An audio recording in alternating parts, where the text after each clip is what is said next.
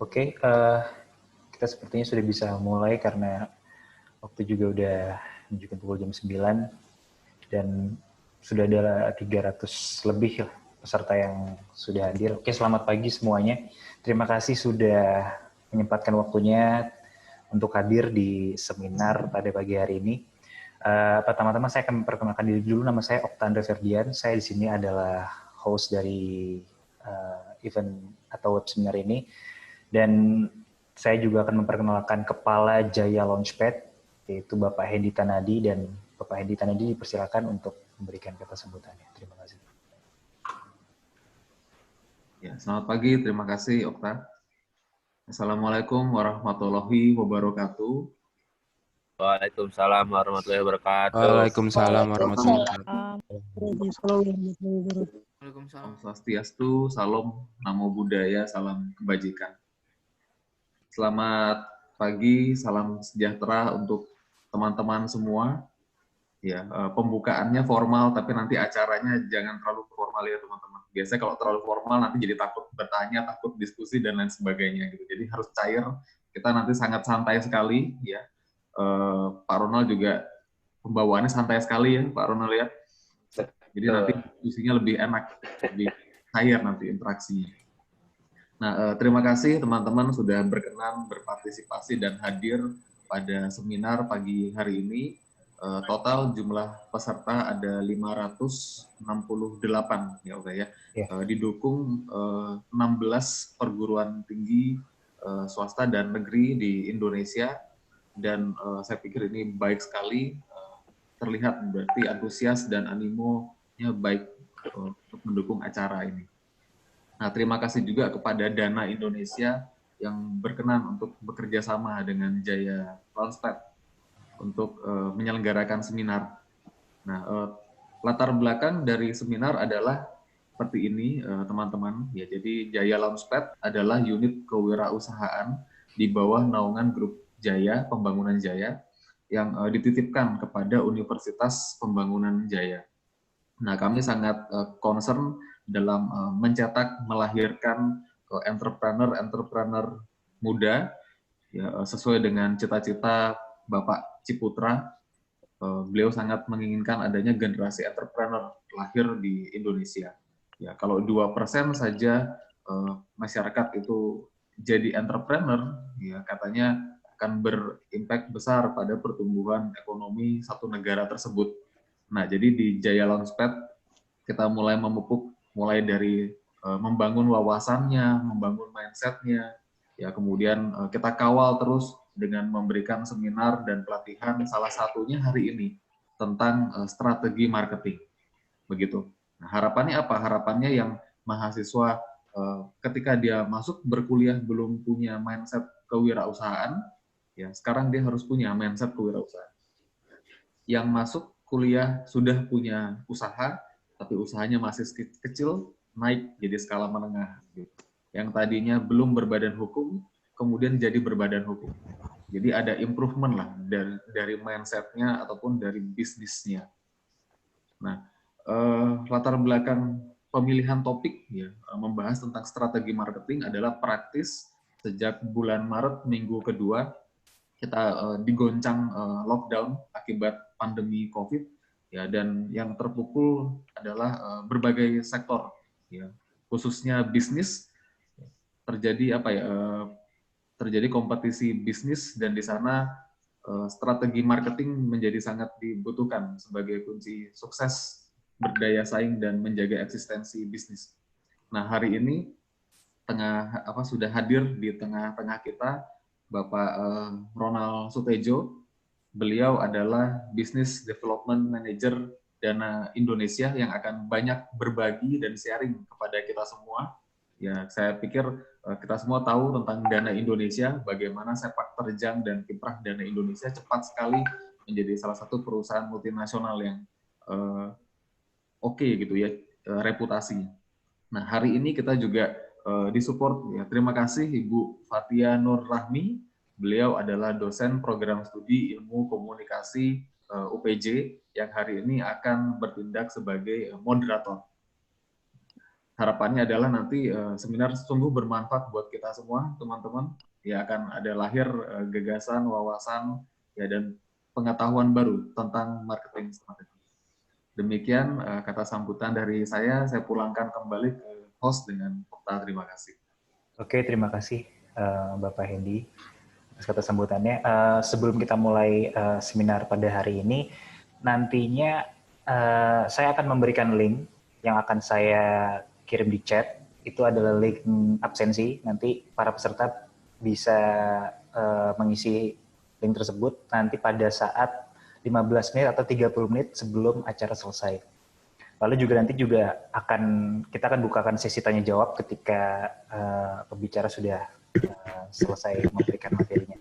Oke, nggak usah perlu lama-lama lagi. Saya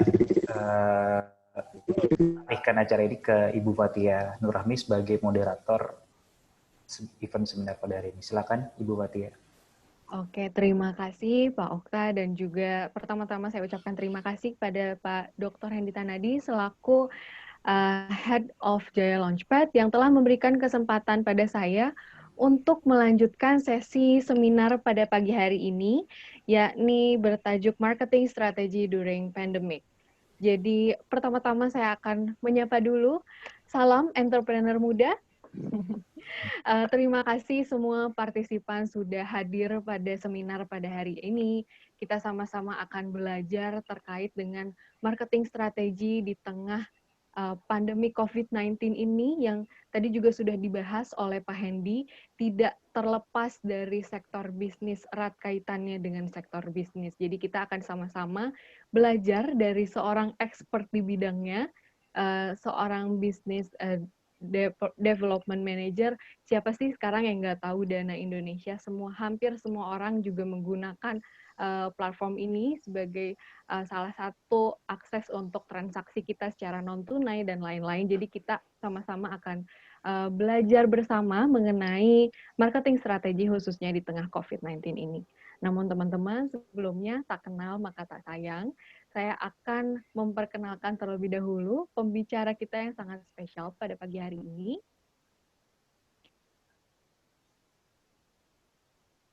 Ada sedikit profil dari speaker kita. Yang pertama, beliau merupakan lulusan dari Universitas Bina Nusantara dan juga menempuh pendidikan master di bidang Business School Strategic Marketing. Dan pengalaman kerja beliau ini mulai dari asisten brand manager, business development, dan brand consultant, hingga head of digital marketing, sampai saat ini beliau selaku business development manager dari Dana Indonesia.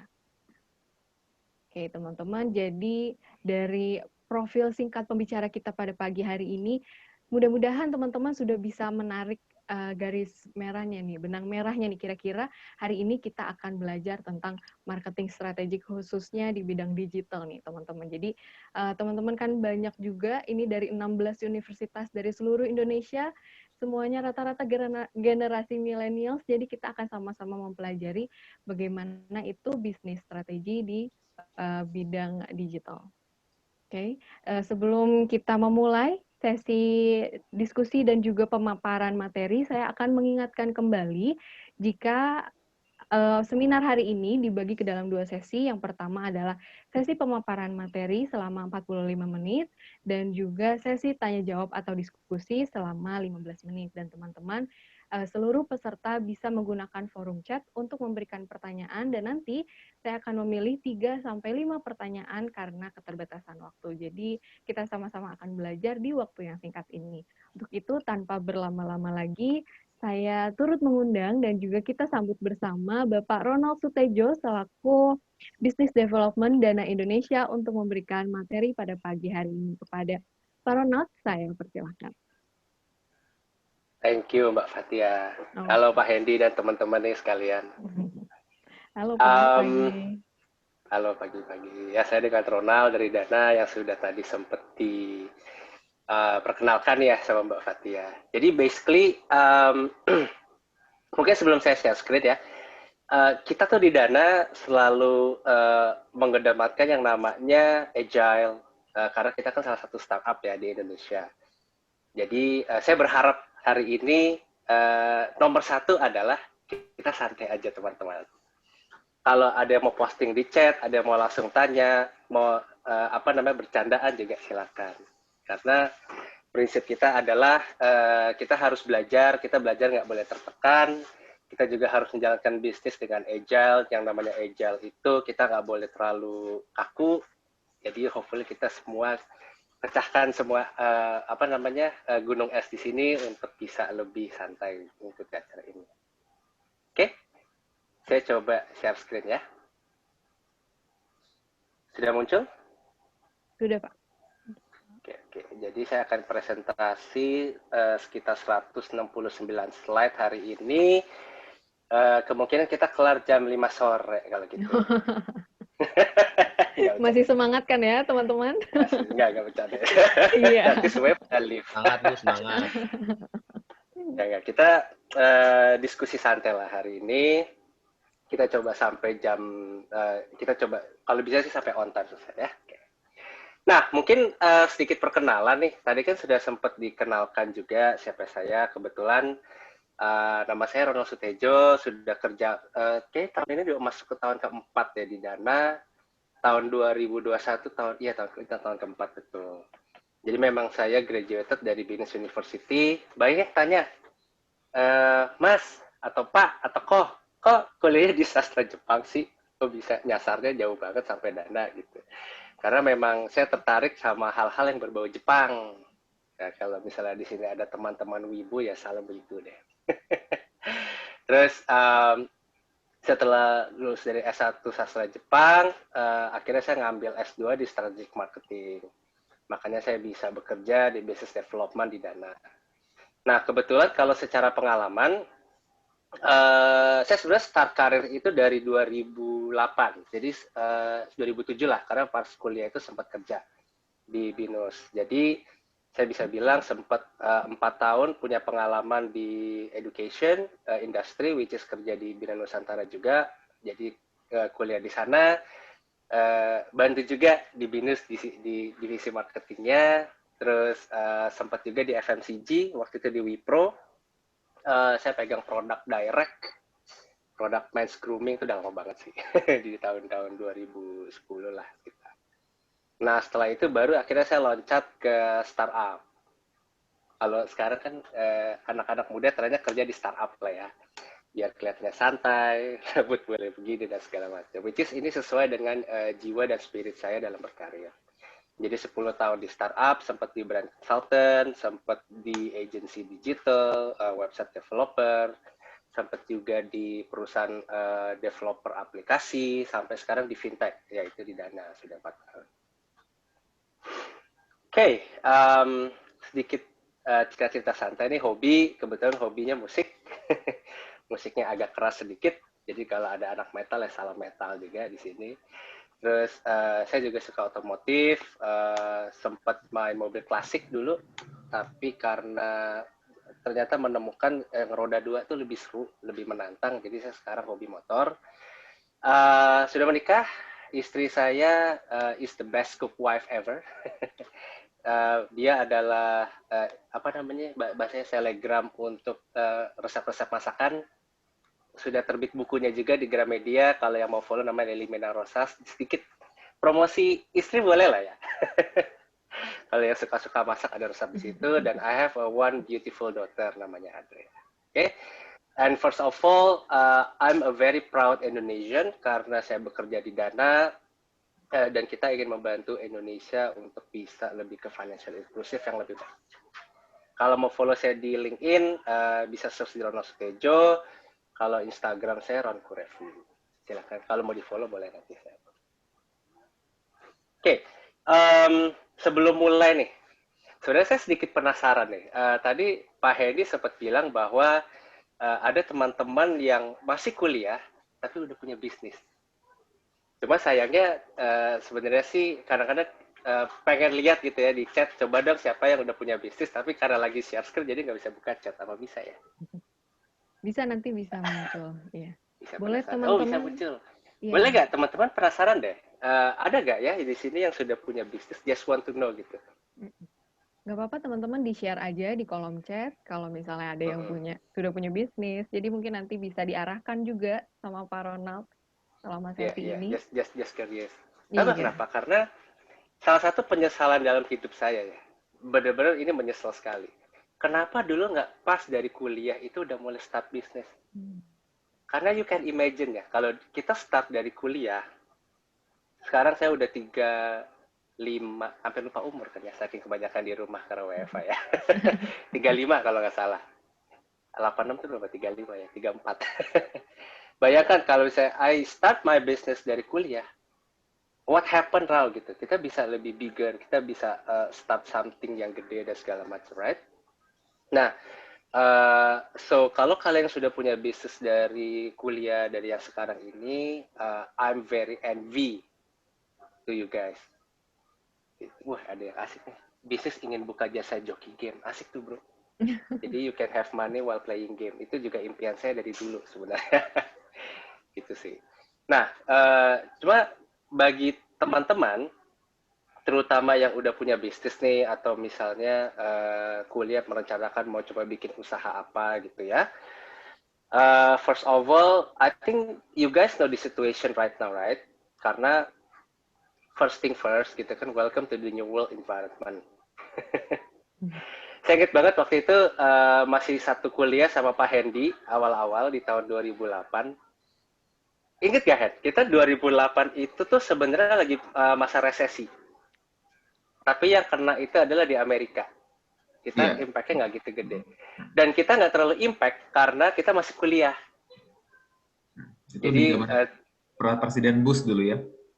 Iya, 2007-2008. Jadi makanya kalau dengar-dengar berita-berita itu adalah salah satu angkatan yang nggak beruntung pada saat masa muda itu di angkatan 2007-2008 pas masih kuliah.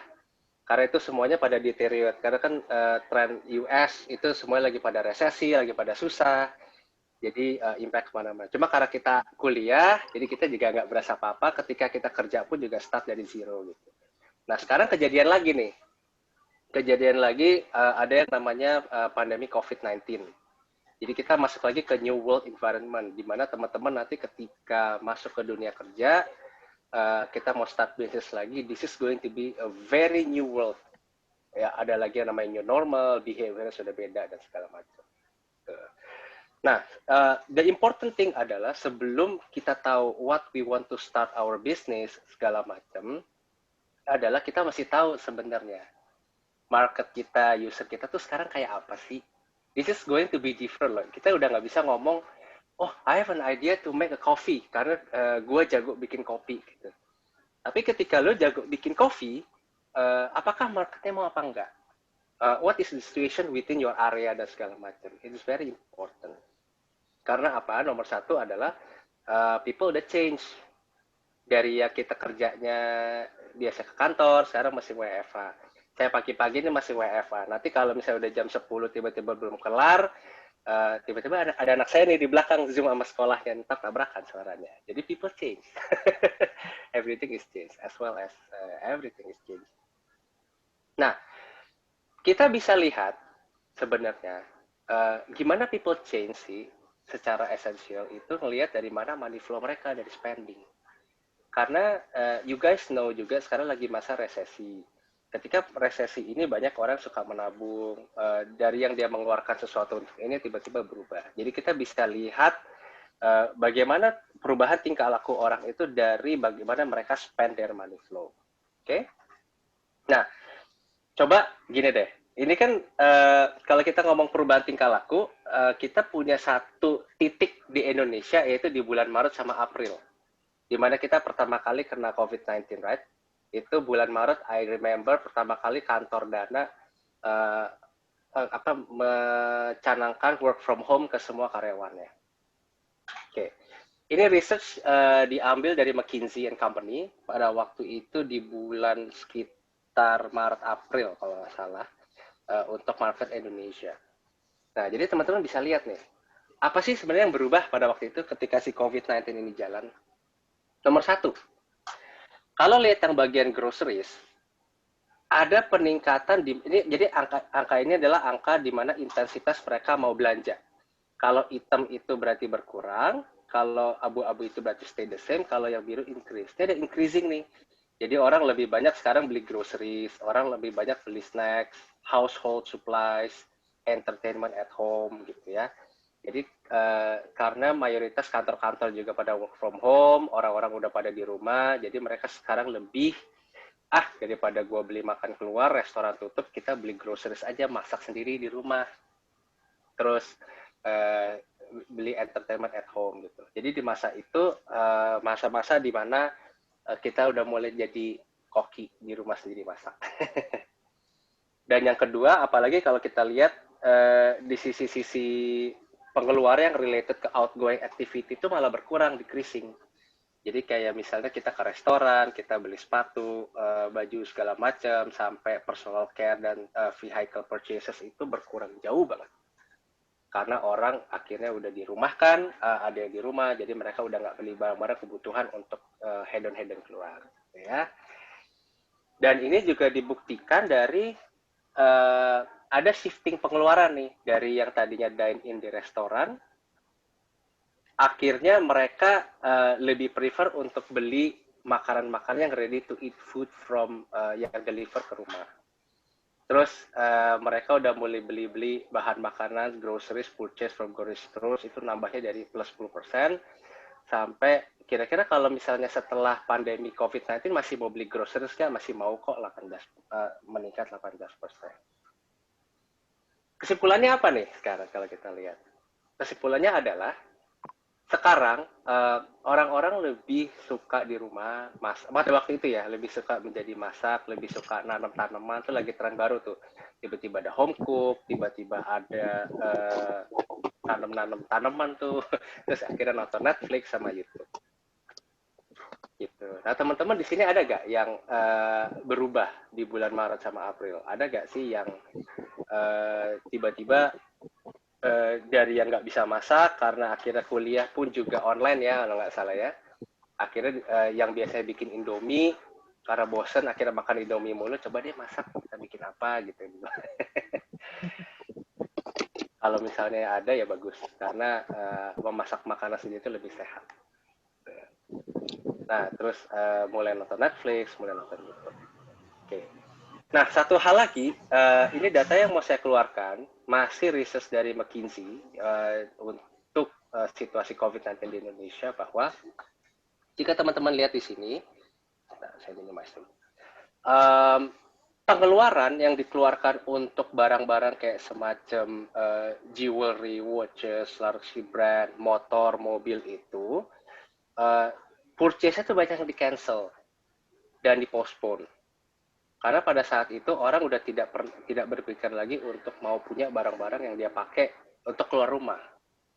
Instead of mereka malah beli barang-barang yang seperti domestic appliances, dia kayak beli home decor segala macam, dan dia beli skincare, make up dan segala macam untuk bisa tetap di rumah, tetap cantik di rumah, merawat diri dan segala macam, sehingga kita bisa bilang bahwa untuk pembelian barang-barang perihal traveling atau hangout purpose gitu udah bukan concern lagi di sisi mereka gitu. Jadi bagusnya kita lebih hemat. Ada setuju gak? Saya berasa lebih hemat pada WFH karena kita udah nggak usah beli baju lagi, kita pakai baju t-shirt sama celana pendek aja bisa Zoom meeting. Ini saya pakai baju rapi, sorry, karena lagi ditunjukin video. Tapi biasanya kalau kita lagi meeting kantor, karena nggak show video, pakai t-shirt sama kaos celana pendeknya cukup kan. Yang penting kita show materi kita bisa discuss dan kita bisa masukkan something. Nah, intensinya tapi berubah. Jadi istilah sekarang ke self care waktu itu ya, ke kita beli alat-alat gym di rumah untuk bisa olahraga sama home appliances. Nah, terus apa sih sebenarnya yang berubah lagi dari sisi mereka mau beli barang sekarang di mana sih gitu kan? Pada bulan Maret April ketika orang di WFH, toko-toko pada tutup. Jadi kalau di nomor satu itu sekarang e-commerce menjadi nomor satu. Jadi orang-orang udah mulai belanjanya balik ke online nih. Ya, saya ingat tahun 2019 ke bawah, 2016, 2015, Google, Facebook itu banyak banget bikin seminar atau bikin acara-acara di Indonesia, terutama di Jakarta, untuk bilang, hey guys, you are the brands yang punya tailor shop, yang punya multi-brand good stores, apa segala macam, go to online. Karena Facebook akhirnya bikin Facebook Shops atau Facebook Markets, dan segala macam e-commerce yang muncul itu, mulailah jualan di situ. Karena people will start to go online. Akhirnya kejadian kan 2020, most of the people now belanja menggunakan e-commerce. Saya ingat istri saya kalau ada promo Shopee, kan sekarang banyak tuh Shopee yang free ongkir. 11-11, ya free ongkir dan lain-lain. Iya. Ongkir. Itu tiba-tiba besok atau lusa atau ada Gojek apa seliweran depan ketok-ketok rumah. Paket apa bilang, kalau belanja banyak banget ya. Saking free ongkirnya dibeli segala macam. Nah, ini juga kelihatan di sini teman-teman. Bayangkan sekarang expected change di consumer channel preference itu semuanya buy online. Jadi user pengen beli online marketplace, sekarang dia datang ke brand official website, apalagi social media itu gila-gilaan, dan online website of electronic stores dan segala macam, dan itu meningkatnya pesat banget. Oke, jadi kesimpulannya apa nih? People are aware, sekarang people udah menjauhi offline stores. Waktu itu. Dan more likely seeing online stores at home. Jadi karena di rumah, dia buka aja handphone, dia buka aja laptop dia untuk go to online stores, dia beli barang-barang yang dia mau. Even groceries, dia juga bisa beli lewat Happy Fresh dan segala macam. Oke. Tapi teman-teman mesti ingat ya, itu terjadi ketika pandemic start di bulan Maret sama April 2020. Ketika orang pertama kali WFA, pertama kali mereka membiasakan hidup di rumah, mulai panik, aduh gue serem deh keluar rumah karena ini COVID di mana-mana, yaudah kita di rumah aja beli dan segala macam. Muncullah behavior seperti itu. Tapi, ada tapinya. Now we are changing again.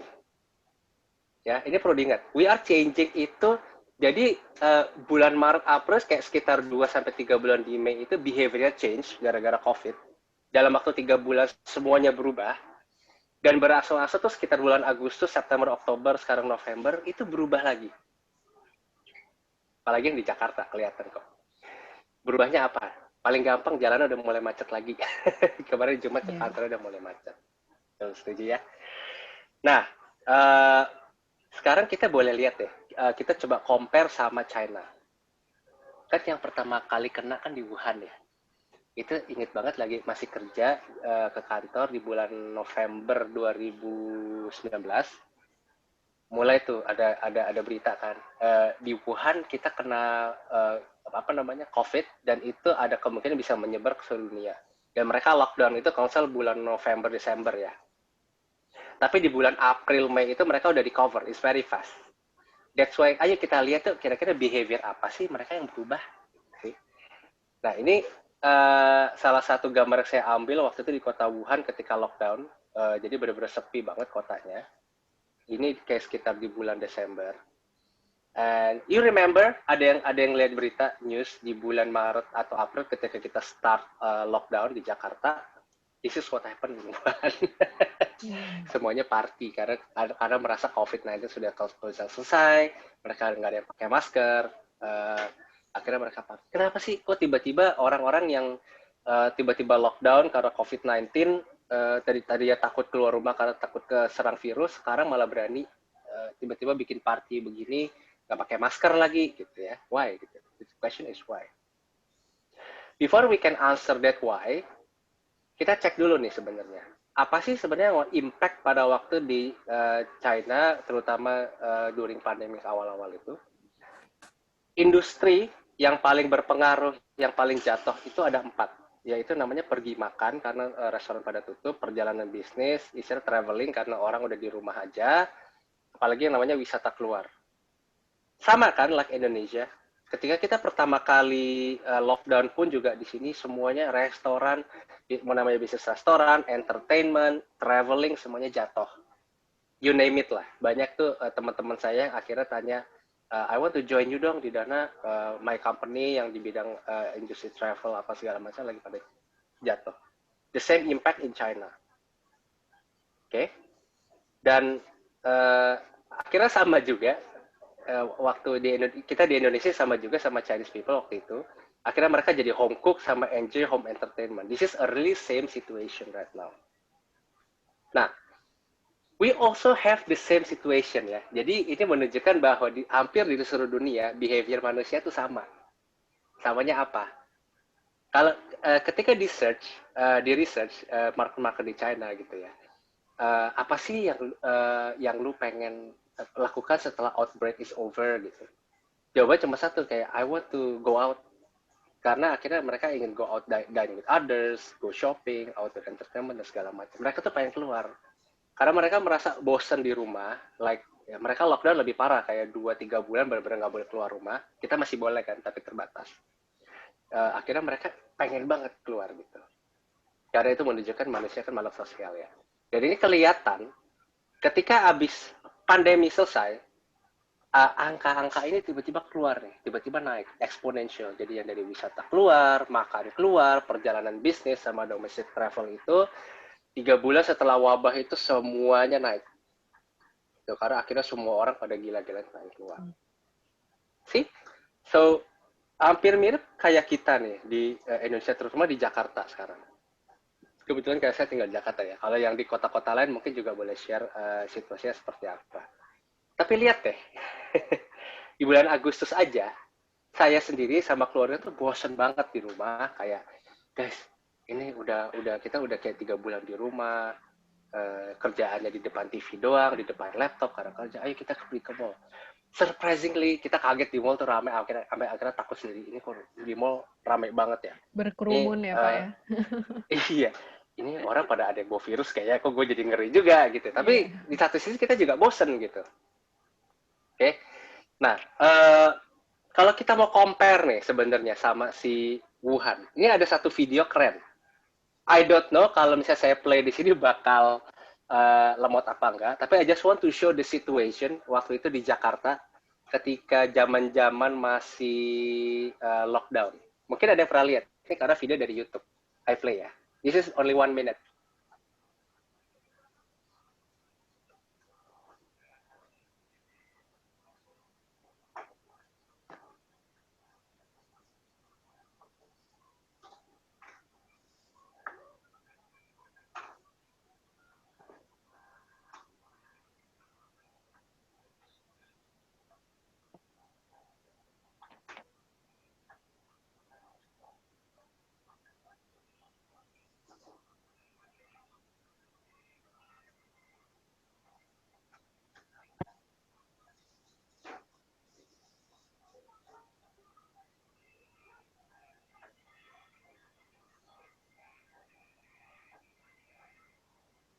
Oh, by the way, ini video ada suaranya. Kalau misalnya mau sambil dengerin musiknya boleh.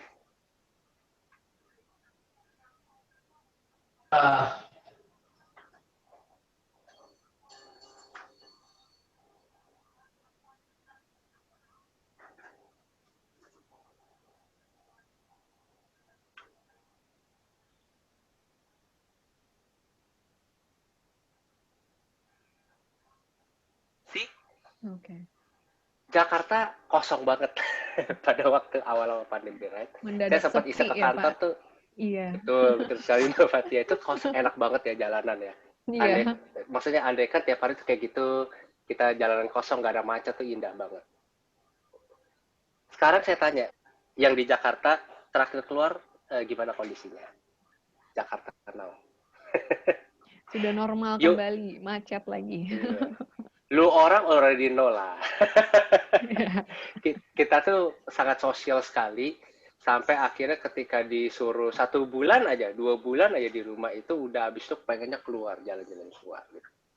So, saya bisa bilang bahwa this is a very same situation between all over the world.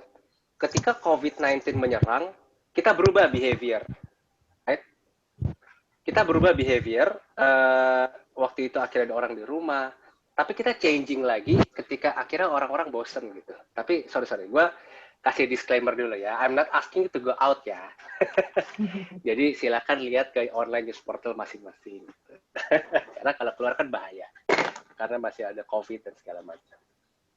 Nah, jadi conclusion-nya apa? People are screaming to go out right now. Jalanan udah mulai macet.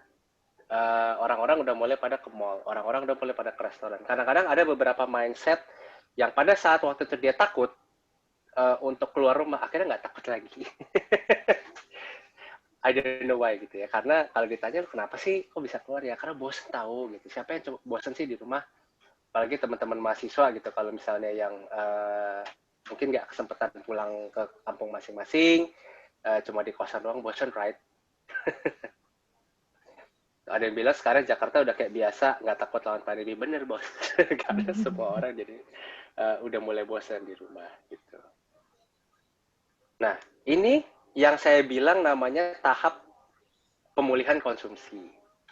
Jadi gini, karena kita itu adalah makhluk-makhluk sosial, makanya pemulihan konsumsi dari yang tadinya lockdown apa segala macam itu bergeraknya cepat. Terutama kalau nomor satu kita lihat dari yang lokal, pinggiran kota, sampai kota sekitar, sampai antar provinsi. Terus yang kedua adalah urutan pemulihan berdasarkan faktor usia. Ada 30 tahun ke bawah, 31 sampai 40 tahun, sampai 40 tahun ke atas. Sampai yang paling penting adalah kita bisa lihat pemulihan konsumsi dari mereka itu dari sisi makanan. Mereka udah mulai tuh dari yang tadinya masak di rumah sendiri, akhirnya udah mulai berani makan ke restoran, udah mulai liburan ya antar kota. Sekarang kan Bali udah mulai dicamkan untuk didatengin turis lokal boleh asal kita swab test atau rapid test, business travel, sampai nanti akhirnya ketika para customer atau pada traveler ini udah mulai melakukan perjalanan internasional, ya hopefully itu di saat status bahwa COVID-19 sudah bisa teratasi. Ya, jadi teman-teman udah mulai bisa lihat nih.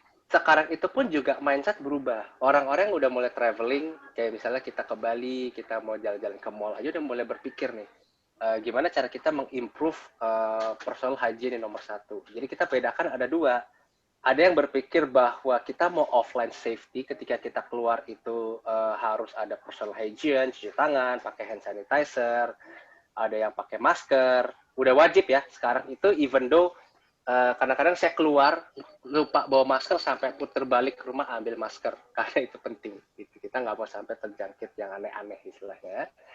Terus sama udah nggak berani touching objek yang aneh-aneh. Salaman pun juga udah pakai sikut sekarang kan, udah bukan pakai salaman lagi. Dan of course ada juga online preference di mana avoid crowd public. Kita datang ke satu tempat kayak ke mall, tiba-tiba orangnya ramai, mulai takut gitu. Jadi mindset consumer di Indonesia, di seluruh dunia itu udah mulai kepecah nih.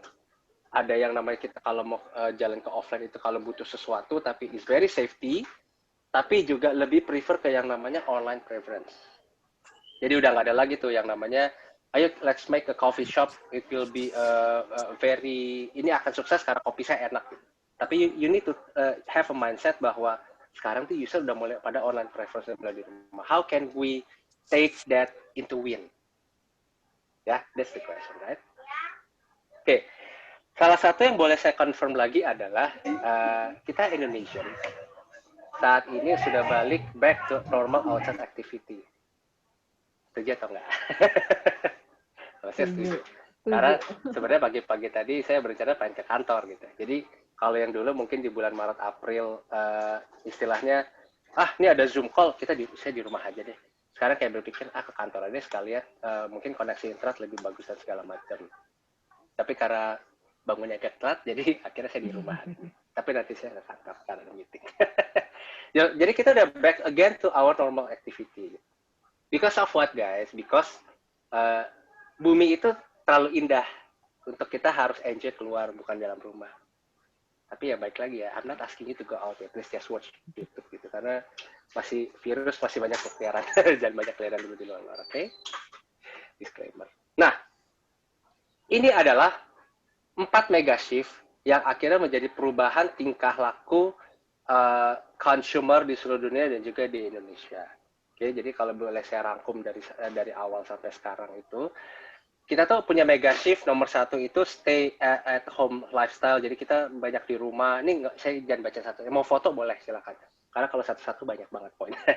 Jadi as summary aja ya. Jadi banyak stay di home. Terus nomor 2 itu udah mulai aware untuk self distancing. Udah mulai kayak low trust society. Kita nggak keluar, kita di rumah aja. Kita mikirin keluarga. Jamu is the new espresso. Saya ingat banget akhirnya jadi suka minum jamu karena ada yang bilang katanya jamu itu bisa mencegah penyakit corona tuh nggak tahu dari mana itu munculnya. Terus akhirnya kita mulai go virtual. Kayak sekarang presentasi ini mulai pakai Zoom, meeting udah mulai pakai Zoom. Saya udah mulai biasa. Cuma memang kalau presentasi kayak untuk di public ini saya agak susah mengekspresikan diri saya nih. Ini honestly saya agak bingung karena biasanya kita kalau ngomong itu, kalau ke audience kan ada audience di depan saya, we can have eye contact, right? Yeah. This is actually my contact is with my laptop, ada depan kamera, saya mesti lihat ke depan kamera, kalau enggak, ntar saya nggak ngelihat Anda gitu. Dan it's very awkward.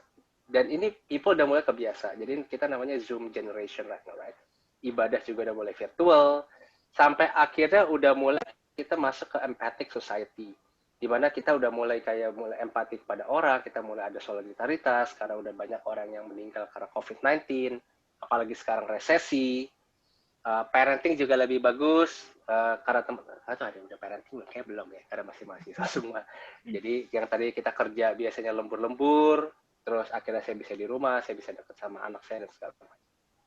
Dan lebih religius lah, karena kita mulai di rumah, kita mulai berpikir bagaimana cara menjalani kehidupan rumah tangga yang lebih baik. Jadi kita mulai berdoa ya teman-teman. Iya, betul. Setuju sekali. Oke. Nah, ini yang saya bilang namanya new normal. Pelaku bisnis sekarang udah mulai berpikirnya adalah, kita pikir jangka panjang is yes, but jangka pendek is very important. Karena apa? We are changing rapidly, man. Dari awal pandemi itu orang banyak di rumah, sekarang udah mulai bergerak. We don't know, right? Nanti di Januari atau Februari tahun depan seperti apa. Ternyata kalau vaksin ketemu kita bisa balik normal lagi, who knows, siapa yang tahu. Karena ini benar-benar following all the situation yang akan terjadi nanti. Gitu. Nah, ini ada satu video dari Dana. Video lucu-lucuan aja sih. Jadi istilahnya, kita dulu ada mainan hashtag di rumah dulu Kak, gitu. Mendingan kita ngapain gitu ya. Kayak kita show deh.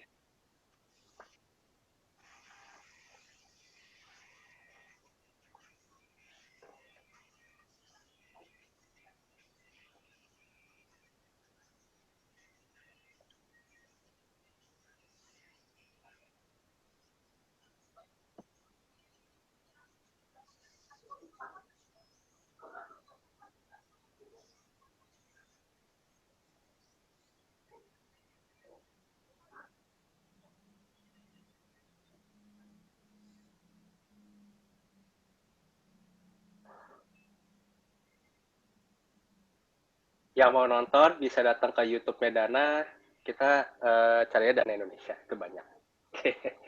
Nah, jadi people udah berubah lagi nih sekarang new normal. Istilahnya pola hidup kita setelah pandemi itu apa sih? Satu adalah people plan to do work. Kita udah mulai ke kantor, tapi kita avoid handshake. Jadi kita udah mulai tosnya salaman pakai fisik, bukan kayak orang berantem ya, tapi begini udah pakai pada sikut. Terus meeting udah nggak mau lama-lama lagi, pegel juga ya kalau kita meeting di depan Zoom kayak 2 jam segala macam kan. Dan udah mulai shifting dari yang tadinya fully WFH, ada yang udah mulai kerja, tapi masih ada juga yang mau kerja di rumah. Gitu. Terus orang udah mulai aware bahwa dengan kesehatan dia, jadi kalau dulu kita pikir, ini sakit dikit, pusing dikit masuk angin, ya udahlah masuk kerja ya, paling kita sembuh. Sekarang kayak sakit dikit, udah kita di rumah aja. Kalau misalnya udah mulai kayak badan gak enak segala macam, mulai budget conscious, udah mulai nabung segala macam. Makanya di Dana sekarang ada financial service, kita udah mulai jualan emas, jadi jualan Dana sedikit ya, mohon maaf. Jadi orang udah pada nabung, dan udah mulai sering banyak cuci tangan, dan udah mulai banyak traveling. Gitu. Karena salah satu, ada satu use case bagus nih soal traveling di Jepang. You know right, Jepang itu sekarang masih nutup traveler dari luar negeri. Jadi kita sekarang belum boleh ke Jepang. I don't know kalau udah berubah ya, tapi kayak seminggu lalu saya nonton YouTube bahwa Jepang menutup traveling dari luar negeri. Tapi kalau mereka traveling domestik itu sangat digalakan. Sampai mereka kasih diskon gede-gedean tiket untuk orang bisa traveling untuk domestik ya ke beberapa kota di Jepang itu untuk bisa traveling, bisa santai, bisa makan. Apa tujuannya apa nih? Sebenarnya tujuannya untuk memulihkan ekonomi. Nah, di sini kita lagi resesi. Ketika kita stay home, kita mulai nabung. Which is bagus sebenarnya. It's good for you guys. Tapi kadang-kadang impact ke ekonomi, ke resesi itu bisa jatuhnya lebih dalam lagi gitu. Makanya akhirnya pemerintah Jepang mulai mencanangkan yang namanya seperti itu. Ayo kita domestic travel lah, but with safety ya. Karena kan sekarang COVID masih di mana-mana. Gitu. Nah, terus untuk menjalani rutinitas new normal pun juga udah mulai beda nih. Jadi satu, kita udah mulai mikirin higienis, gimana alat pencegahannya, udah mulai jaga jarak. Dan yang paling penting apa? Go digital. Sekarang sudah mulai melakukan transaksi secara digital, kita udah nggak perlu uang kertas lagi. Saya honestly udah nggak pernah pegang uang kertas lagi karena nggak saya pakai Dana. Ya, jadi jual lagi kan. Tapi emang benar kan, kalau istilahnya kita memegang uang kertas itu lebih banyak untuk menyebarkan virus dibandingkan kita pakai kartu yang kita pegang sendiri dan orang lain nggak pegang gitu, atau pakai aplikasi menggunakan Dana. Dan digital shift itu naiknya eksponensial, terutama yang namanya kerja atau kayak gini kan, kerja kita udah mulai pakai udah mulai pakai Zoom apa segala macam. Sorry ya, ini ada yang raise hand, mungkin kalau ada yang mau nanya. Saya agak susah nih, karena honestly kalau kita di forum apa segala macam angkat tangan kan kelihatan ya, ada mau nanya apa gitu. Kalau sekarang tuh kayak susah. Iya. Tadi saya udah catat beberapa, ada pertanyaan di kolom chat juga, Mas. Mungkin nanti setelah diskusi ini, ya nanti kita Iya, bisa sekarang tuh di chat saya seneng sih karena chatnya rame gitu. Ya. Iya. Tapi kadang-kadang karena waktu terbatas membaca satu-satu juga. Betul. Oke. So, sorry, tapi kalau misalnya nanti mau kontak, I show my Instagram di sana, I show my LinkedIn, mau message juga boleh ya. Oke. Nah, ini digital shift lagi naik, lagi eksponensial, nggak cuma di kerjaan, di restoran, grocery, sama retail shopping. Gitu. Jadi secara mindset bahwa di perubahan ini tuh digital sangat is very important. Gitu. Jadi go digital actually it's not an option, tapi it's a must saat ini. Istilahnya secara digitalisasi, omnichannel, orang-orang yang di rumah itu udah mulai pakai apps, sudah mulai pakai handphone. Makanya saya merasa beruntung kerja di Dana. User kita bukannya berkurang, bukannya stagnan, tapi malah nambah. Lumayan kan, dari 40 juta user kita, dari 30 juta user itu di bulan Februari, saat ini udah mencapai 50-60 juta user yang register di Dana. Karena orang udah mulai mikir, digitalisasi is very important. Dan most of our partners, jadi istilahnya sekarang perusahaan-perusahaan udah mulai cari partner di bidang digital. Kita kewalahan karena banyak sekali perusahaan yang biasanya offline, dia punya restoran offline, yang biasa jual asuransi secara agent, itu mau kerjasama sama Dana. Sampai akhirnya keteteran, resource kita juga nggak ada. Jadi kalau teman-teman ada yang mau bantu resource, mau coba part-time atau di Dana, silakan butuh diskusi. Nah, nomor 2 itu transaksi digital yang udah di-mention tadi, dan semua orang tuh pengen semua itu terintegrasi. Jadi start by sini dia bisa beli something, dia bisa doing something, dia bisa experience something yang new, yang aman, yang safe. Dan of course ini perlu dipromosi. Gitu ya. Mas Ronald, maaf untuk waktu pemaparan materi tinggal 10 menit lagi. Iya, mengingatkan. Oke, pas.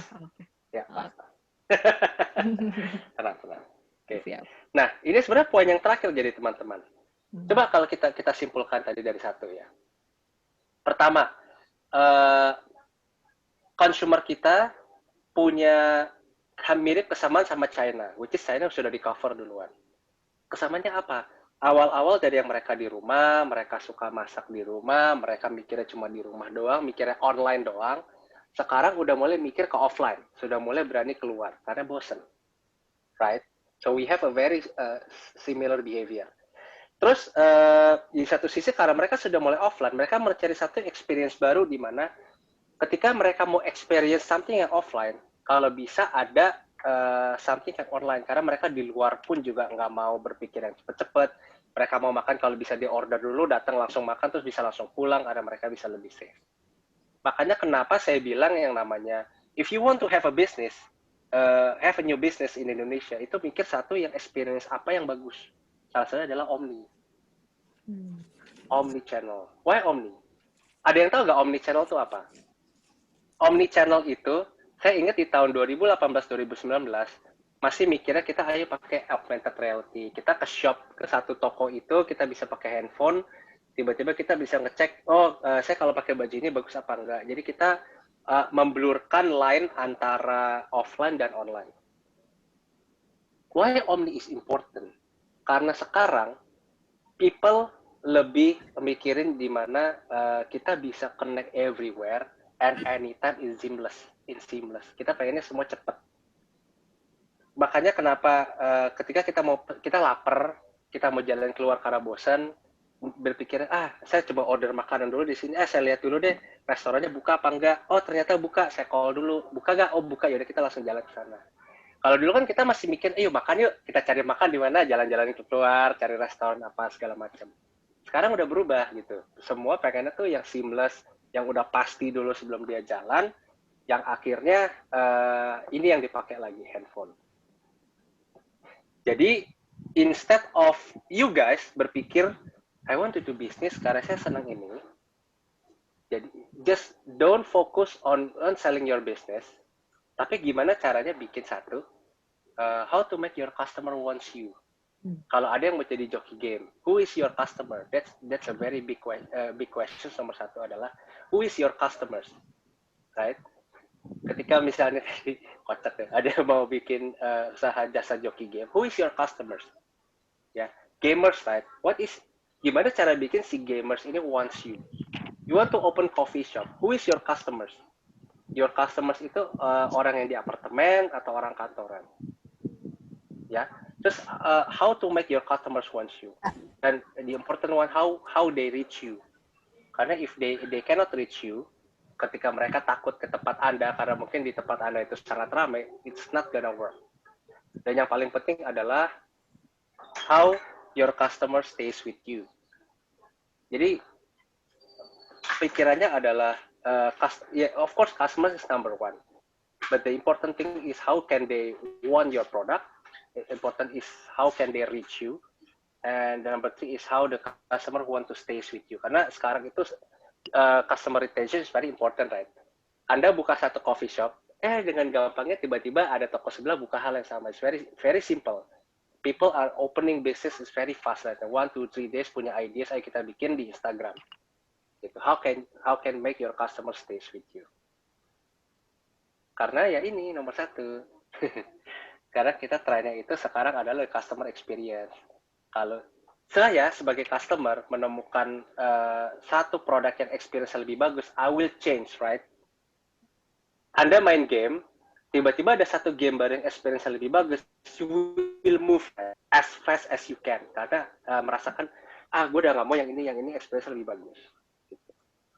Nah, salah satu halnya adalah contoh ini. Yang namanya Omni itu sekarang lomba lari aja udah bisa pakai apps, udah nggak perlu kita rame-rame lagi. Jadi ada namanya Oyo Run, itu aplikasi di luar negeri. Lomba lari itu kita bisa lari sendiri secara virtual. Ini yang namanya Omni. Satu lagi adalah karena konser-konser pun juga udah nggak bisa kan orang rame-rame, makanya akhirnya digelar namanya virtual konser. Waktu itu ada yang Live from Venom, ini band-band metal yang namanya Six Sabur segala macam, dia bikin virtual konser, orang nontonnya di laptop, dan mereka bisa kasih sumbangan di situ, donation. Dan ada nih satu video lucu, kenapa sekarang Omni Channel itu udah bukan yang namanya kita memblurkan offline dan online, tapi kita bisa membuat something yang new. Nggak tahu, mungkin ada yang pernah nonton kali ya, yang namanya Produk Tumor dari UOB. Ini cuma 1 menit.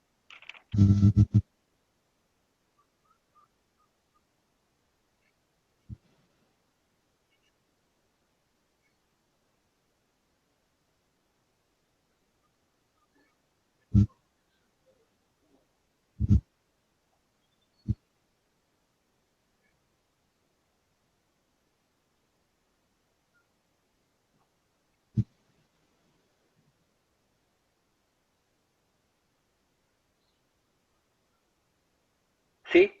Jadi sekarang itu orang udah mulai mikirnya let's make something different, let's make a good experience to user gitu. Karena kita milenial kan nggak mau repot-repot. Kayak tadi ada kayak satu iklan dari Tomorrow nih, produknya apa namanya, OCBC, dia kayak bikin digital banking.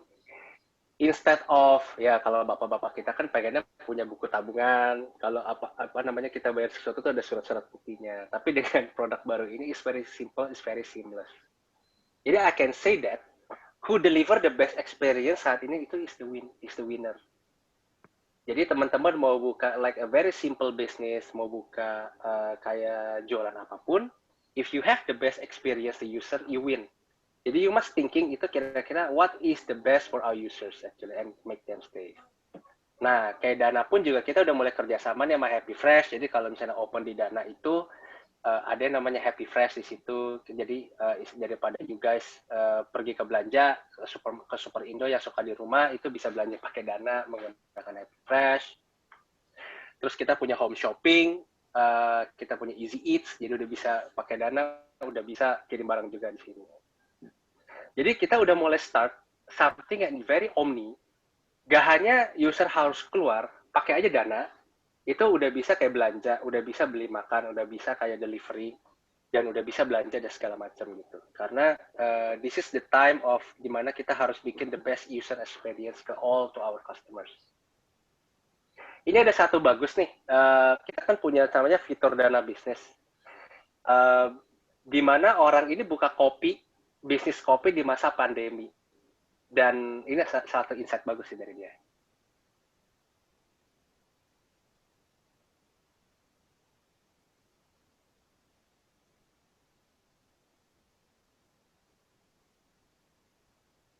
Saya langsung cepetin ke sini ya. Oke.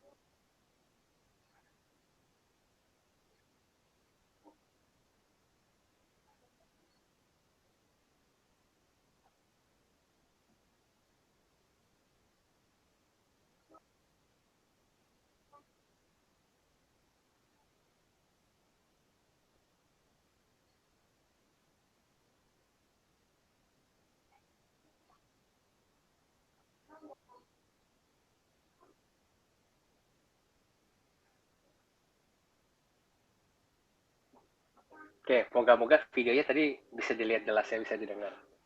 Jadi memang Dana sendiri kita selama pandemi ini banyak sekali membantu salah satu bisnis Indonesia dan terutama COVID-19 karena situasinya kan juga lumayan krusial gitu. Jadi kita donasi, Terus juga kita bantu-bantu UKM merchant karena kita punya fitur dana bisnis dalam Dana, kita ada home shopping, dan terutama kita bantu daftar warung-warung, kita juga mencoba digitalisasi warung.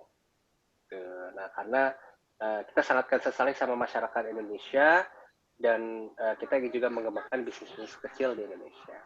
Oke, pas nih kayaknya ya. So, konklusinya apa sih sebenarnya teman-teman di saat pandemi gini? Apa yang harus kita perbuat sih untuk kita bisa moving forward, apalagi resesi saat ini gitu. Don't stop innovating, nomor satu sih. Karena as I mentioned before gitu ya, user atau consumers behavior tuh berubahnya cepat. Dari yang Maret April bisa terjadian apa, tiba-tiba di Agustus bisa berubah lagi. We don't know nih, nanti Desember bisa berubah kayak apa lagi, Januari ntar bisa berubah lagi, kita nggak tahu kan. So you need to keen on seeing the market itu seperti apa, what is actually perubahan yang terjadi, dan you make the good experience with them.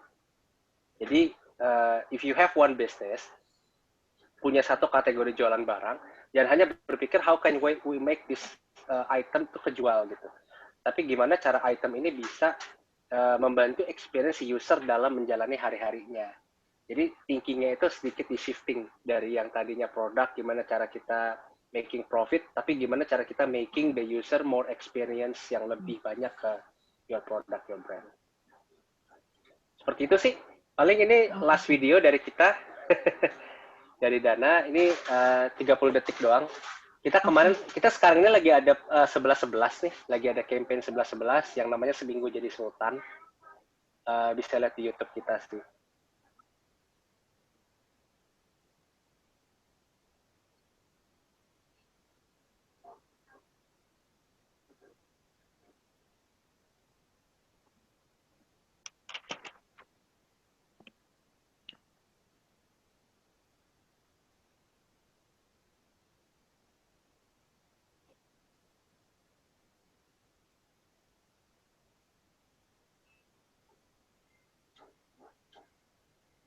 Ya, yang mau jadi sultan makanya install aplikasi Dana sekarang. Pakai Dana ya. Itu sih paling teman-teman. Ya, I hope that you have a wonderful day. Ini ada Instagram saya di sini, Ron Kurefu. Ada juga Instagramnya Dana, Days in Dana atau dana.id. Sama kalau misalnya mau add LinkedIn saya bisa di Ron Oskejo. Ada YouTube-nya Dana juga. Saya di YouTube Dana Indonesia juga videonya lucu-lucu sih. Oke.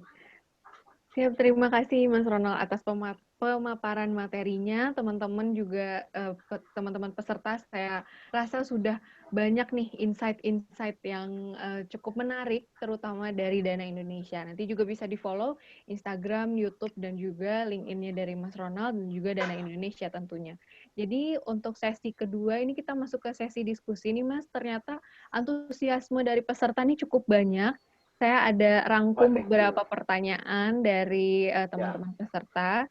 Jadi yang pertama itu ada pertanyaan rata-rata itu bertanyanya tentang bagaimana sih Dana, khususnya Dana Indonesia, bisa survive di tengah persaingan dengan kompetitor serupa seperti dompet digital lainnya. Itu bagaimana tuh Mas kita bisa survive di tengah kompetitor kayak gitu? Itu pertanyaan yang pertama. Mungkin langsung boleh dijawab oleh Mas Ronald. Boleh. Nah, gini, kadang-kadang tuh ya teman-teman partner kita selalu bilang, gimana cara Dana itu bisa bersaing sih sama IMAD yang lain?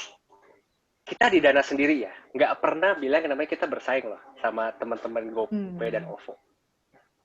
You can open Dana ya, jadi teman-teman bisa buka Dana. Ini saya buka Dana. Itu dalam Dana, you guys bisa top up GoPay sama OVO loh. Iya, betul. Iya, saya juga salah satu pengguna soalnya. Betul. So, kita nggak pernah bilang kalau kita tuh bersaing sama GoPay dan OVO. Karena kita itu bareng-bareng mau membangun namanya financial inclusive di Indonesia. Dan kenapa Dana itu bisa selalu bertahan sampai sekarang? Karena kita fokusnya cuma satu. Kita selalu fokus yang namanya di customer atau user experience. Jadi kita berkembang terus dari yang awalnya kita untuk pembayaran, untuk beli pulsa, sekarang udah bisa investment, sampai sekarang Anda bisa nabung loh di Dana. Jadi kalau saya cek di Dana nih, ada yang namanya Dana Goals. Nah, di sini Anda bisa kayak bikin financial planning Anda, segala macam dan nabung. Dan fitur-fitur Dana banyak kan. You can see that Dana itu have a lot of feature di sini. Sampai akhirnya bisa taruh kartu debit, kartu kredit, karena kita berpikir apa yang user wants to experience with financial technology di Dana, itu yang mesti kita fokusin di utama. Iya. Jadi kuncinya adalah balik lagi ke customer experience ya Mas ya, berarti. Ya, itu yang betul. perlu teman-teman highlight di situ. Oke. Mudah-mudahan terjawab dari beberapa pertanyaan yang saya rangkum. Jadi untuk pertanyaan kedua nih Mas, jadi teman-teman dari peserta ini kan para entrepreneur muda, perlu adanya investasi, perlu adanya modal awal nih ketika memulai bisnis. Salah satunya mungkin dari fitur Dana Bisnis. Pertanyaan dari Anita, saya menyambung, gimana kalau kita mendaftarkan usaha kita di sana dan melakukan transaksi sebanyak-banyaknya, apakah bakalan di-endorse gratis atau tidak? Nah, jadi apakah ini sama jika kita mendaftar dengan merchant baru untuk Dana, bagaimana ya Pak? Jadi terkait dengan bagaimana kita meraih modal, investasi, dan juga fitur yang ada di Dana itu sendiri gimana? Ya, gini. Jadi di Dana itu kita ada namanya Dana Bisnis. I think you know lah, you can open di Dana, bisa daftar sebagai Dana Bisnis. Jadi ketika udah ada Dana Bisnis, ini anak udah mulai sekolah nih, jadi suaranya mulai tabrakan, mohon maaf. Oke, it's okay. Kita udah, this is the new normal. Yeah. I have meeting, I have conference in front of you, on my back, saya sekolah lewat Zoom. Yeah. Ya, jadi kita punya Dana Bisnis. Nah, Dana Bisnis itu untuk membantu istilahnya pelaku-pelaku bisnis yang baru start atau pelaku-pelaku bisnis di seluruh Indonesia. Customer mereka atau pelanggan mereka itu bisa bayar pakai Dana very easy, duitnya juga ditampung di Dana dan bisa ditransfer balik ke rekening bank masing-masing secara gratis. Nah, kita tuh Dana Bisnis suka ada program. Kebetulan saya bukan di divisi Dana Bisnis, tapi I get information bahwa Dana Bisnis ini selalu punya program. Jadi bisa 2 bulan sekali, 3 bulan sekali. Kita melihat bahwa kalau ada UMKM atau bisnis kecil yang memang potensial, itu bisa kita support. Kita support dengan cara, misalnya kita bantu promosi di sosial medianya Dana, kita bisa kerjasamakan dengan beberapa partai-partai yang lebih bonafit, yang bisa mendukung bisnis mereka lebih maju, dan sebagainya. Karena fokusnya Dana Bisnis itu, kita ingin mengembangkan ekonomi di Indonesia, salah satunya untuk menopang pengusaha-pengusaha kecil atau yang baru mulai ini. Okay. Gitu. Jadi kalau teman-teman punya bisnis yang lagi start atau lagi mau mulai, daftar ke Dana Bisnis. Dan if you have something that's very unique, juga bisa nanti paling dalam beberapa bulan, mungkin next itu baru mulai di Q1 2021 programnya, tunggu aja gitu, ikutin aja Instagram Dana. Oke, nah teman-teman itu bisa jadi salah satu insight juga nih buat kalau yang mau mulai bisnis, terutama di tengah pandemi gini, sambil kuliah nggak ada salahnya banget ya Mas ya. Apalagi tadi Mas Ronald juga udah bilang di awal, semakin kita memulai bisnis sejak awal itu justru nanti akan berkembangnya itu lebih baik gitu ya. Ya. Saya envy banget loh kalau ada yang udah start bisnis dari sekarang. Iya, betul. Dan terkait dengan hal itu juga ada salah satu pertanyaan dari Mas Yose. Bagaimana caranya strategi Dana ketika ingin memperkenalkan sebagai startup baru? Mungkin ini juga ada keterkaitannya ketika teman-teman memulai bisnis, branding awalnya nih apa sih Mas yang harus kita kuasai atau harus kita lakukan nih? Oke, jadi nah, ini yang lucu nih. Bukan lucu sih. Saya bilangnya ini unik. Karena sekarang itu orang udah mulai berpikir shifting daripada saya bekerja. Akhirnya saya bikin bisnis. Akhirnya karena generasi ini saya boleh bilang your generation itu is the most creative generation ever. Yeah. You have a very banyak ideas, tiba-tiba muncul bisnis baru. Ada yang tiba-tiba bisa jualan baju tujuannya untuk donasi. Ada yang bikin kopi itu tapi kopinya nggak ada toko, jadi cuma dia buka di rumah tapi kirimnya by GoSend atau by Grab dan segala macam, jadi Omni. It's very good idea gitu. Nah, how do you start your business itu makanya as mentioned tadi is apa ya, depends on your consumer.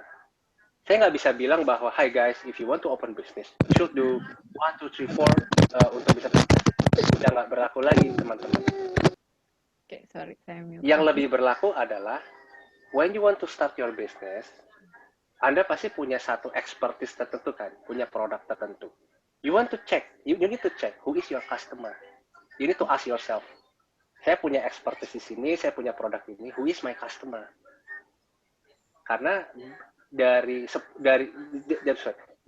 entrepreneurs, 5 orang itu pasti nggak bisa jawab who is my customer. Dia bilang who is my customer? My customer is Indonesian market. Saya mau jual ini ke seluruh orang Indonesia. It's wrong. It's totally wrong. Who is your customer adalah orang-orang yang akan memakai produk Anda, yang akan experience produk Anda, yang memang ditujukan untuk dia pakai produknya Anda gitu.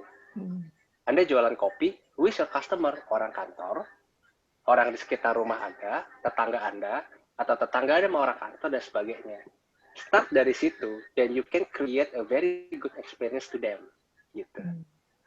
Moga-moga menjawab. Iya, jadi teman-teman balik lagi ke customer experience. Itu juga berlaku. Tadi kan teman-teman ada yang nanya nih Mas, bagaimana sih caranya kita membangun branding atau marketing di usaha properti, di usaha makanan. Sebenarnya apapun bidangnya, pakemnya tuh kembali lagi ke customer experience gitu ya Mas ya, kalau yang saya tangkap. Yes. Jadi, karena kalau dari, saya ingat setiap kali meeting Dana nih, kita ngomong sama BOD, sama CEO kita, Pak Vince, dia selalu nanya gini, the first question ketika kita bikin strategi untuk branding. Hey guys, who is your customer? Yeah. Pas saya sempat pegang namanya Dana Emas, yang sekarang ada di Dana nih. Ketika kita start, ditanya, who is your customer? Dana users yang mau invest? Ya, you know lah. I get totally wrong. So you need to define who is the Dana users yang mau nabung di emas? Siapa gitu? What is the person? Apakah si Dana user yang beli pulsa kah? Si Dana user yang suka belanja offline di makanan lah? Who is your customers? So this is a very important question sebenarnya. Yes. Jadi terkadang apalagi kalau masih jiwa muda nih Mas, idealismenya masih pada tinggi. Jadi ngikutin ego kita sebagai pebisnis justru bukan mengutamakan customer. Mungkin itu yang beberapa hal yang ditemukan oleh teman-teman nih sebagai entrepreneur muda kayak gitu. Yes. Jadi untuk lebih interaktif lagi, sepertinya masih ada waktu. Saya memberikan kesempatan untuk teman-teman yang mau langsung bertanya. Yang sudah raise hand sebelumnya ada Veronica, boleh langsung diaktifkan webcam dan juga audionya. Boleh langsung bertanya kepada Mas Ronald kira-kira apa yang mau ditanyakan secara langsung. Boleh Veronica yang sudah raise hand?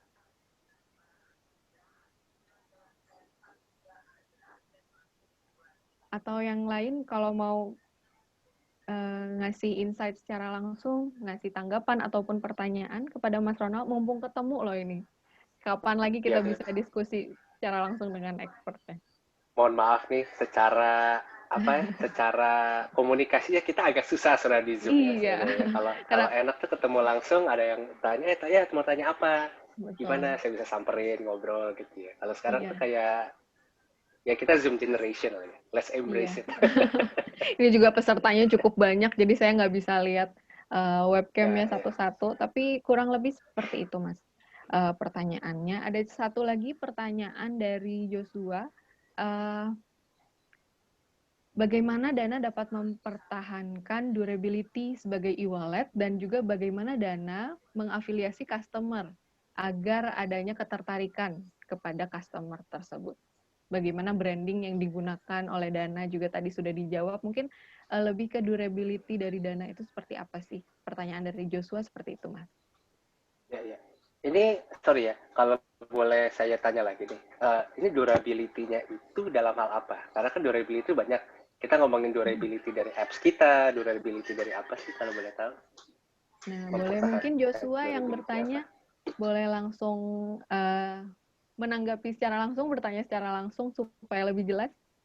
Halo Joshua, apakah masih ada di Zoom meeting-nya? Halo, terdengar suara saya? Iya, oke, terdengar Joshua. Boleh ditanyakan secara langsung? Jadi begini, terlebih dahulu terima kasih atas kesempatannya. Nama saya Joshua. Mungkin saya ingin bertanya juga mungkin dari durability-nya, bahwasannya durability yang saya maksud mungkin bahasanya agak awkward mungkin. Itu maksudnya durability-nya di sini mungkin bagaimana mempertahankan kondisi yang namanya inflasi dan deflasi dari kan kita juga dana ini kan melihat bahwasannya bagaimana turun jatuhnya harganya rupiah atau turun harganya invest, kan ada juga fitur invest, itu bagaimana supaya dana bisa mempertahankan dan mengafiliasi customer supaya bisa mempertahankan tersebut sih. Terima kasih. Okay. Thank you, Joshua. It's a very good question. It's a very good question. Jadi kalau dalam hal durability kita ngomongnya itu dari sisi finansial lah ya. Kenapa di saat finansial seperti ini produk investasinya produk investasi juga nggak jelas, kalau ada yang bilang nggak jelas, tapi juga orang juga susah menyimpan duit apa segala macam. Kenapa bisa kita bertahan? Sorry ya kalau saya ngulang-ngulang sebenarnya. Ya kita balik lagi ke yang namanya customer experience.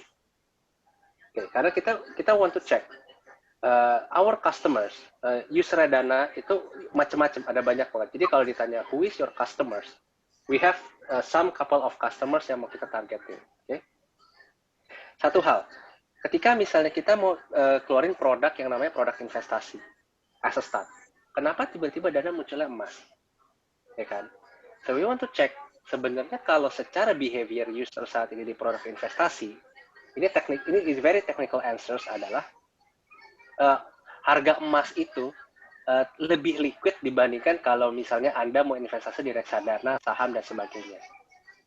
You know, emas kita itu saat ini mencapai KPI-nya more than 100% loh. Jadi banyak sekali user yang masukin uang di dana emas, dan akhirnya mereka melakukan jual beli. Kenapa? Karena kita melihat dari sisi si user experience, dia pengen punya tabungan atau investasi yang cepat. Dia pengen punya tabungan yang istilah ditaruh duit di sini, tiba-tiba seminggu kemudian naik. Ya kan emas begitu kan? Anda masukkan uang di minggu ini, tiba-tiba bulan ke depan naik, dia langsung jual lagi. But that's why we launch yang namanya dana emas. Gitu. Jadi we want to see sebenarnya who is the customers, what they want, mereka ingin experience seperti ini, dan kita masukkan di situ. Terus yang kedua yang namanya inflasi, apa segala macam. User sekarang lebih pengen nabung. User lebih, kalau dulu kan kita dana itu tujuannya kalau user punya dana, belanjalah sebanyak-banyaknya pakai dana, gitu ya. Sekarang karena udah masa pandemi, kita lihat bahwa user kita lebih banyak mau nabung. Akhirnya kita berpikir yang namanya ada dana goals. Dana goalsnya, dana ada backgroundnya dana, sorry ya. Tapi you can check in dana itu ada dana goals. Kita jadi sekarang bisa nabung nih pakai dana. Jadi instead of orang kadang mikir, guys kalian kok aplikasi pembayaran tapi malah seorang nabung.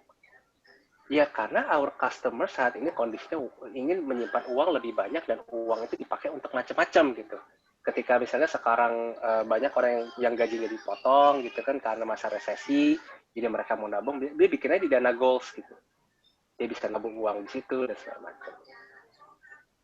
Jadi gitu Jas. Kita lebih mikirnya bahwa actually experience apa sih yang bikin mereka tuh stay di dana. Apa sih yang sebenarnya membuat si user ini butuhkan di dalam aplikasi dana. Makanya kita bisa lebih durable. Dan kita terus berkembang.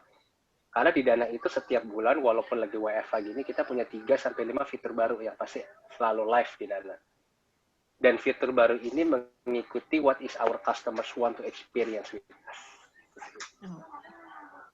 Terjawab ya, Joshua? Moga-moga menjawab. Oke, mungkin satu pertanyaan lagi ya, Mas Ronald, karena keterbatasan waktu. Dari Pak Fendi, mungkin dari UPJ, mau bertanya, sudah menggunakan fitur raise hand, silahkan. Ya, terima kasih Ronald nih, atas share ilmunya nih. Halo Pak. Banyak banget. Nah, saya Fendi, Mas Ronald. Saya kan juga masih jual properti ya. Nah, saya juga jual properti, saya main Google Ads, segala macam, main iklan. Nah, tapi yang masih akui ya, di masa pandemik ini, penjualan itu menurun drastis dari tahun kemarin ya. Sangat parah. Ya.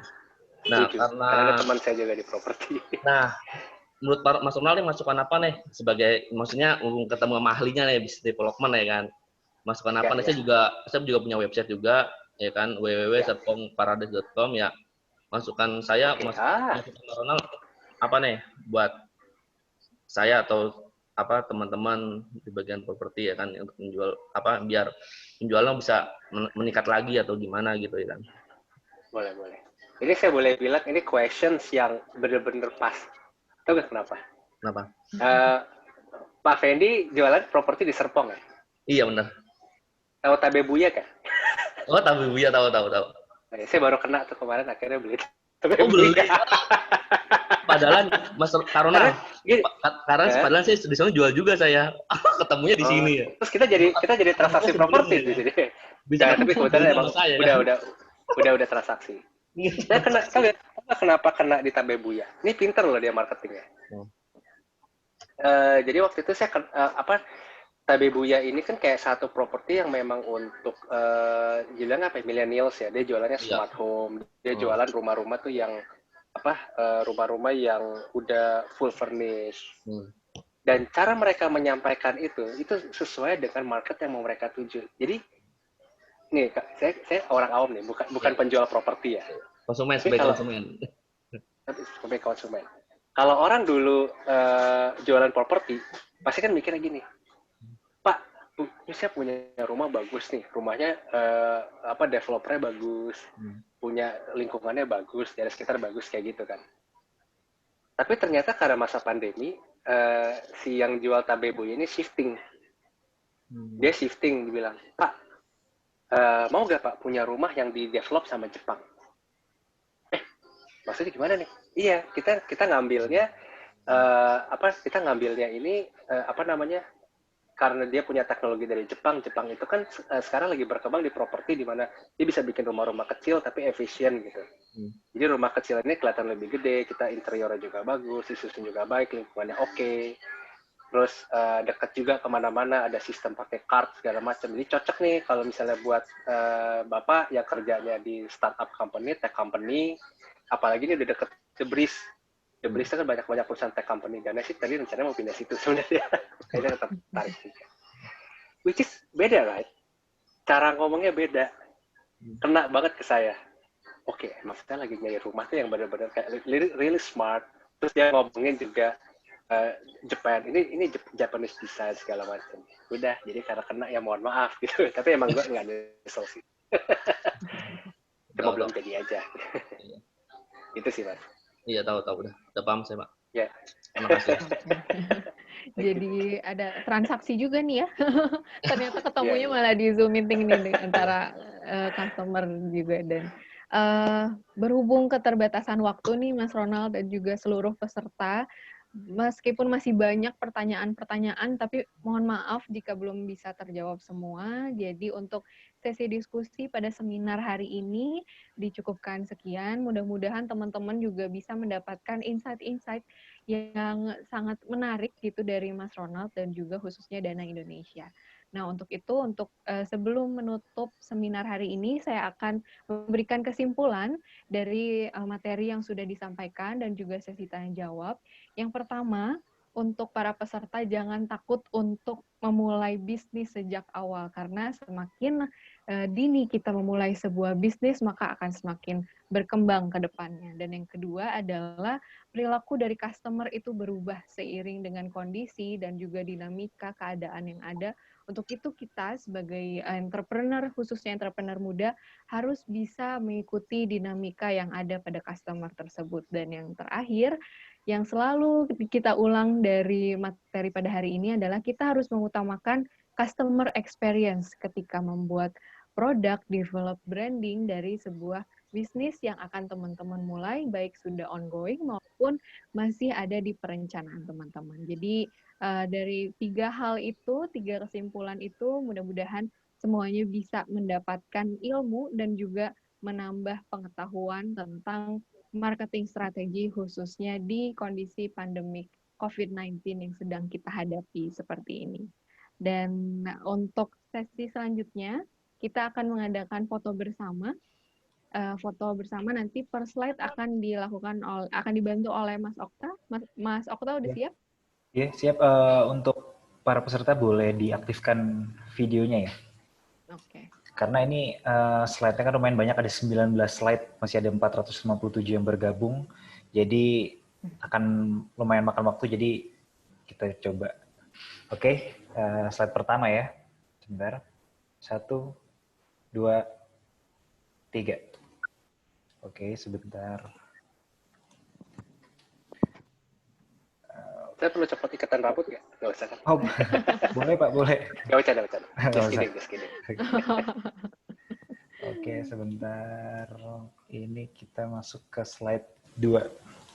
Oke, 1, 2, 3. Oke, lanjut ke slide yang 3. Sebentar, 1, 2, 3. Oke, slide keempat. Keempat. Oke, 1, Kita met. 2, 3. Oke, sebentar. Sebentar. Semangat Mas Okta karena cukup banyak nih Iya, slide-nya. cukup banyak. banyak. Juga mudah-mudahan masih sabar ya menunggu Oke, tanggal ini ditutup. slide Oke. 5 ya. 1, 2, 3. Salah. Oke.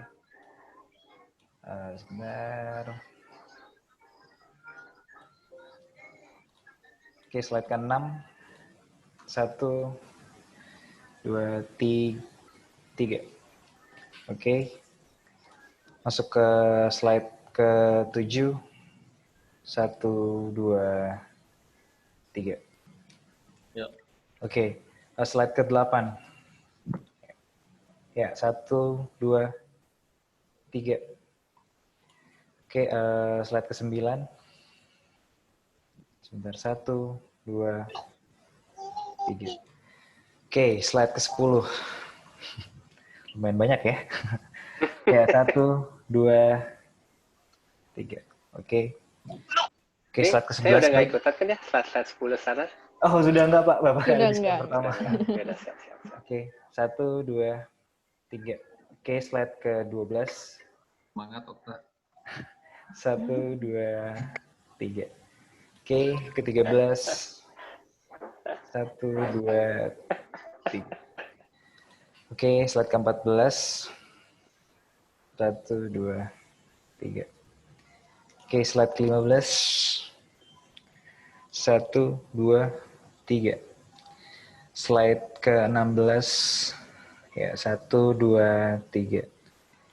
Oke, 2 slide terakhir. Slide ke-17. 1, 2, 3. Oke, slide terakhir. 1, 18. 1, 2, 3. Oke, selesai.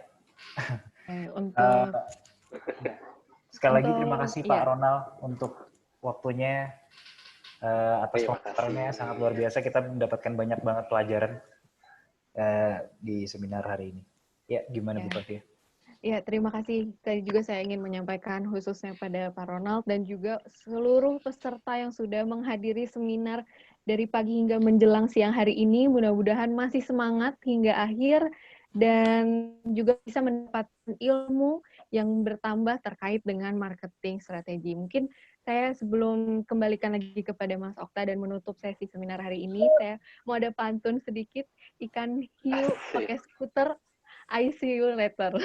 Mudah-mudahan kita bisa bertemu di kesempatan selanjutnya dan juga mohon maaf kalau ada salah-salah kata dari saya. Semoga semuanya have fun, enjoy mengikuti seminar pada siang hari ini. Saya kembalikan lagi kepada Mas Okta. Terima kasih. Oke, terima kasih Ibu Fathia atas pantunnya. Iya. Dari Pak Hendi. Dibalas, Okta. Saya nggak bisa pantun nih. Oke, dari Pak Hendi, kira-kira ada yang mau disampaikan lagi sebelum saya menutup seminar pada hari ini? Ya, mungkin dari saya itu ya, teman-teman, bulan Desember kita akan mengadakan satu seminar lagi membahas bagaimana cara menjual produk secara digital dan fisikal. Nah, nanti narasumbernya adalah Head of Finance Ion Indonesia. Jadi sangat-sangat keren pastinya, nggak kalah dengan seminar Pak Ronald hari ini. Ya, dan untuk tahu event-event dari Jaya Launchpad ke depan, please follow akunnya JLP_UPJ. Yeah. Instagram, ya, akun Instagram. Yeah. JLP_UPJ. Ya, terima kasih juga Bapak Ibu pimpinan institusi perguruan tinggi ya, yang sudah mengirimkan dan berpartisipasi pada event Jaya Launchpad. Terima kasih. Oke, bagi peserta terima kasih sekali lagi atas waktunya. Terima kasih sudah mendaftar dan untuk untuk sertifikat yang mengklaim sertifikat nanti kami akan prosesnya paling lama 2 minggu setelah seminar ini selesai. Dan sampai bertemu di event seminar selanjutnya. Terima kasih Pak Ronald, terima kasih Bu Fatia dan Pak Hendy, dan juga seluruh peserta. Terima kasih, sampai bertemu lagi di lain waktu. Selamat siang, terima kasih. Terima kasih, Pak Ronald. Terima kasih. Terima kasih. Terima kasih. Bu Fatia. Terima kasih Pak.